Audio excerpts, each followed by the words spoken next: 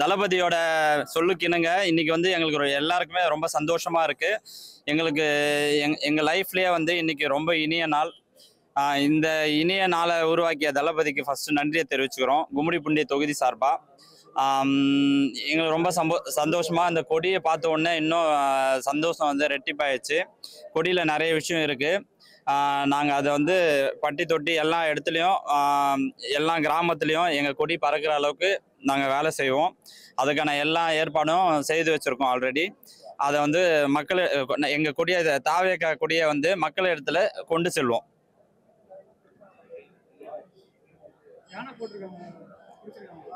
கண்டிப்பாக பிடிச்சிருக்கு. அதாவது பழைய காலத்துலலாம் வந்து பார்த்தீங்கன்னா யானையோட தான் வந்து போருக்கே போவாங்க.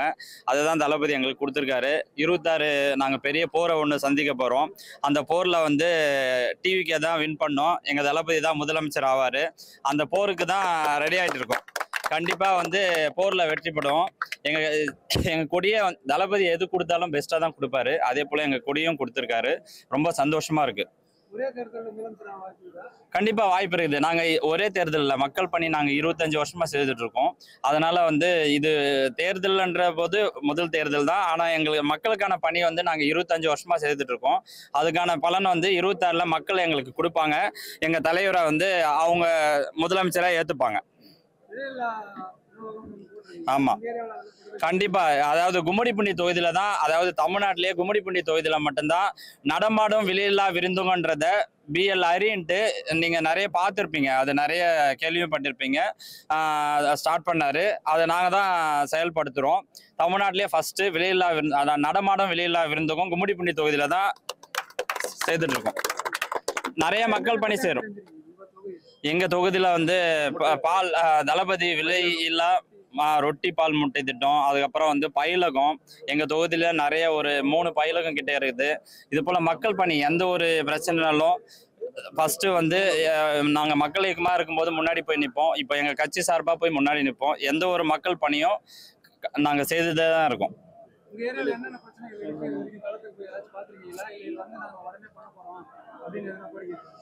நிறைய பிரச்சனை அவங்கவுங்க ஏரியாவுக்கு ஏற்ற மாதிரி. இப்போ நிறைய ஸ்கூல் ஏதாவது பிரச்சனை, ஸ்கூல்லலாம் நிறைய ஸ்கூல்லலாம் வந்து அடிப்படை வசதி எல்லாம் இருக்கு. எங்களால் முடிஞ்சது எங்கள் கட்சி நாங்கள் இயக்கமாக இருக்கும்போது இயக்கம் சார்பாக பண்ணியிருக்கோம். நிறைய ஸ்கூலில் அடிப்படை வசதி என்னென்ன இல்லையோ, டாய்லெட் வசதி, அது மாதிரி சின்ன சின்ன வசதிகள்லாம் எங்களால் முடிஞ்சது நாங்கள் செய்து கொடுத்துருக்கோம். அதே போல் ஹாஸ்பிட்டல், இது மாதிரி ஹாஸ்பிட்டல் ஏதாவது எங்கள் கட்சி சார்பாக ஏதாவது பண்ணணும்னா பண்ணியிருக்கோம். அது மாதிரி அடிப்படை வசதிகள் நாங்கள் பண்ணிகிட்டே தான் இருக்கோம். எங்களால் முடிஞ்சதை சின்ன சின்ன உதவிகள் பண்ணிகிட்டே தான் இருக்கிறோம். அது இல்லாமல் நிறைய பள்ளி மாணவர்களுக்கெல்லாம் அந்த நோட் புக்கு கொடுக்கறது, அது மாதிரி விஷயம்லாம் பண்ணுறோம். அதே போல் வந்து யங்ஸ்டர் எல்லாம் வந்து நிறைய என்கரேஜ் பண்ணுறதுக்கு இந்த ஸ்போர்ட்ஸ் சம்மந்தமாக நிறைய விஷயம் எங்கள் இயக்கம் சார்பாக பண்ணியிருக்கோம், கட்சி சார்பாகவும் பண்ணுறோம். கூட்டணி தளபதி தாங்க முடிவு செய்வார். தளபதி எது பண்ணாலும் நாங்கள் ஏற்றுக்கிட்டோம். தளபதி வெற்றி கழகம் சார்பாக தளபதி வந்து பிரம்மாண்டமாக தன்னோட கொடியை வந்து தலைமை அலுவலகத்தில் நிறுவியிருக்காரு. சரி, வந்து நீங்கள் எப்படி பார்க்குறீங்க? நீங்களே சொல்லிட்டீங்களே, அடுத்து 2026 தலைமை செயலகத்தில் ஏற்றிடுவோம். அவங்க கட்சியோட கொடியை வந்து தன்னோட அலுவலகத்தில் நிறுவியிருக்காரு. இது வந்து உங்கள் ஏரியாக்களில் எப்படி இதை வந்து கொண்டு போய் சேர்க்க போறீங்க? அதோட விஷயம் இந்த மாதிரி இருக்கும். கண்டிப்பாக இது நாங்கள் கொடி வந்து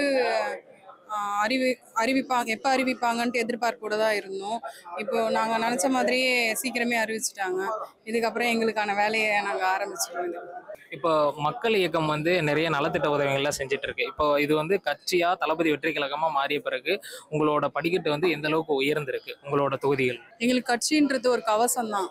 மற்றபடி வந்து நாங்கள் மக்கள் இயக்கத்துல இருந்தே நாங்கள் வந்து மக்கள் பணி தான் செஞ்சுட்டு இருக்கோம். இதுக்கப்புறமா அதை தான் செய்வோம். இதுக்கப்புறமா நாங்கள் மக்கள் பணியை தான் செய்ய போகிறோம். இது கட்சின்றது எங்களுக்கு ஒரு எப்படி சொல்கிறது, நாங்கள் வந்து இயக்கமாக செய்கிற பணியை வந்து சிலர் வந்து தடைப்படுறதுனால இப்போ நாங்கள் கட்சியாக வந்து அதை வெளிப்படுத்தினா எங்களுக்கு யாருமே எந்த இஷ்யூவும் வரப்போகிறது இல்லைல்ல. அதுக்கான ஒரு கவசம் தான் எங்களுக்கு கட்சி. மற்றபடி தளபதி வந்து திரையுலகத்தில் தொட்டது எல்லாமே பொண்ணு அப்படின்ற மாதிரி ரொம்ப சக்ஸஸ்ஃபுல்லாக இருந்திருக்காரு.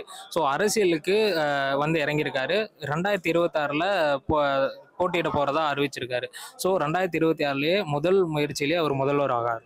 கண்டிப்பாக அதில் என்ன சந்தேகம்? கண்டிப்பாக வெற்றி அவருக்கு தான். வெற்றி எங்களுக்கு. இப்போ தளபதிக்கு வந்து தன்னோட திரைப்படங்கள் ரிலீஸ் ஆகும்போது நிறைய இடையூறுகள்லாம் வந்திருக்கு. அது எல்லாமே தட்டி தட்டி விட்டுட்டு தன்னோட கொடியை வந்து திரையுலகத்துல நட்டியிருக்காரு. ஸோ இதே மாதிரி அரசியல் கட்சி ஆரம்பிச்ச பிறகு அவருக்கு மாநாடு நடத்தணுன்ற மாதிரி ஒரு பிளான் இருந்துச்சு. அதுக்கு வந்து சில பேர் வந்து இடையூறு கொடுக்கறதா அரசியல் வட்டாரங்கள்ல பேச்சு நிலவு வந்துட்டு இருக்கு. ஸோ இதை வந்து எப்படி தளபதி திரையுலகத்துல தட்டி கொடுத்தாரோ அந்த மாதிரி அரசியல் களத்துல எந்த மாதிரி செயல்பட போறாரு? தடை தடை வர்றதே வந்து வெற்றிக்கான படிக்கட்டு தானே. ஸோ அவர் வெற்றி அடைய போறாருன்னு சொல்லிட்டு இப்போ சிம்பாலிக்கா தெரிஞ்சு போச்சு. பயந்துட்டு தானே எல்லாருமே அதை வந்து நிறுத்தணும்னு நினைக்கிறாங்க. கண்டிப்பா அவர் வெற்றி அடைஞ்சிருவாரு. தளபதியை திரையில வந்தா நீங்க ரொம்ப ரசிச்சு கொண்டாடுவீங்க, மக்களியத்துல இருந்திருக்கீங்க. இப்போ அரசியல்வாதியா எந்த மாதிரி பாக்குறீங்க? என்ன வேறுபாடு இருக்கு? இப்போ நாங்க வந்து அவரை வந்து ஒரு திரையில ஹீரோவா பார்த்தோம். இப்போ அவர் ரியல் ஹீரோ. அதனால வந்து மக்கள் பணியை சிறப்பா செய்வாரு. அவரு கூட சேர்ந்து அவரோட உறுதிமொழியை நாங்க எடுத்துக்கிட்டு அவர் அப்பதுல இருந்தே எங்களுக்கு வந்து நல்வழியை தான் படுத்திட்டு இருந்தாரு. இப்போ உறுதிமொழின்றது வந்து இப்போ புதுசா தான் எங்களுக்கு அறிமுகம் படுத்திருக்காங்க. அதுல வந்து புதுசா எதுவுமே கிடையாது. எங்களுக்கு அப்பதுல இருந்து சொல்லி எங்களை வழி நடத்துறது விஷயம் தான் அதுல இருக்குது. இது வந்து பப்ளிக்கு இப்பதான் தெரிய வந்திருக்குது. ஸோ அதுபடியே நாங்க எல்லாருக்குமே சமமா கிடைக்கணும் அப்படின்றது தான் அவரோட கொள்கை. கண்டிப்பா அதை நாங்கெல்லாம் கூட சேர்ந்து அவருக்கு ஒத்துழைப்பா இருந்து ஒர்க் பண்ணுவோம். தமிழக வெற்றி கழகம் சார்பா நீங்க வந்து தமிழக மக்களுக்கு என்ன சொல்ல நினைக்கிறீங்க? தமிழக மக்களுக்கு மாற்றம் தேவைப்படுது எதிர்பார்க்குறாங்க.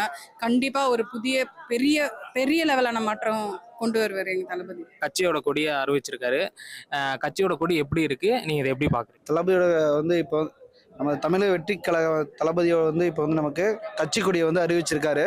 அது எங்களுக்கு எல்லாத்துக்குமே ஒரு ரொம்ப சந்தோஷமான விஷயம். ரொம்ப நாள் எதிர்பார்த்த ஒரு விஷயத்தை இன்னைக்கு பண்ணியிருக்காரு. அதுவும் இல்லாமல் இந்த கட்சி கொடியோட விளக்கத்தையும் கட்சியோட கொள்கையும் மாநாட்டில் அறிவிக்கிறதா எங்ககிட்ட சொல்லியிருக்காரு. மொத்தத்தில் இன்னைக்கு கொடியை அறிவிச்சதை சந்தோஷமா கொண்டாடுங்கன்னு சொல்லிட்டு போயிருக்காரு. அதே மாதிரி நாங்கள் சந்தோஷத்துல இருக்கோம். தளபதி வந்து எப்பயுமே அவர் இறங்கினா சக்சஸ் அப்படின்ற மாதிரி தான் திரையுலகத்துல இருக்கும். இப்போ வந்து முதல் முறையா அரசியலுக்கு வந்திருக்காரு. ஸோ அரசியல்ல அவர் இறங்க போற 2024 முதல் இதுலயே அவர் முதல்வராக வாய்ப்பு இருக்கா? கட்டாயம் இருக்கு. 2026 தான் எங்களோட இலக்கு. தளபதியை முதலமைச்சர் ஆக்க வேண்டியது எங்களுடைய கடமை.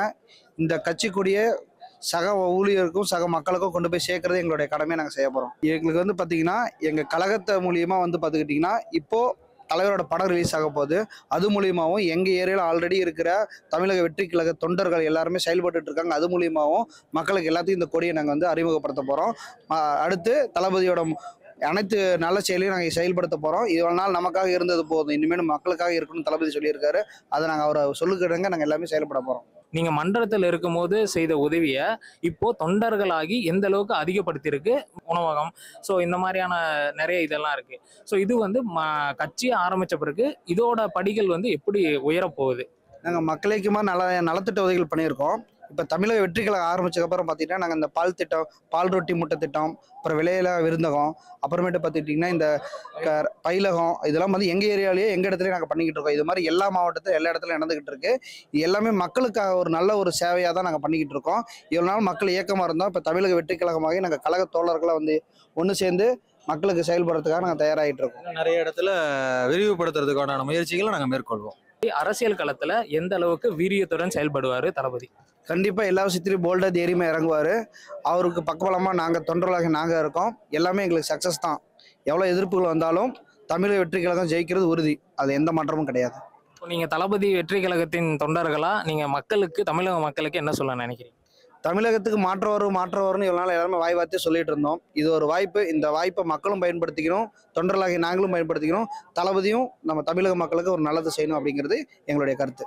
இப்போ தளபதி வந்து கூட்டணியா உருவாக்கி ஆட்சி பிடிக்கணும்னு நினைக்கிறீங்களா, இல்ல தனிமையா இருக்கணும்னு நினைக்கிறீங்களா? அப்படி கூட்டணி இருக்கணும் அப்படின்னு நினைச்சா யாரு கூட கூட்டணியா இருக்கணும் நீங்க?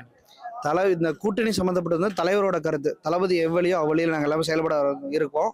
கண்டிப்பாக தளபதி என்ன சொல்கிறாரோ அது பிரகாரம் நாங்கள்லாம் செயல்படுவோம். தலைமை தான் அதை முடிவு எடுக்கணும். நாங்கள் இல்லை. அவங்க யாரை கை காட்டினாலும் அவங்க பின்னாடி நாங்கள் செயல்படுவோம்.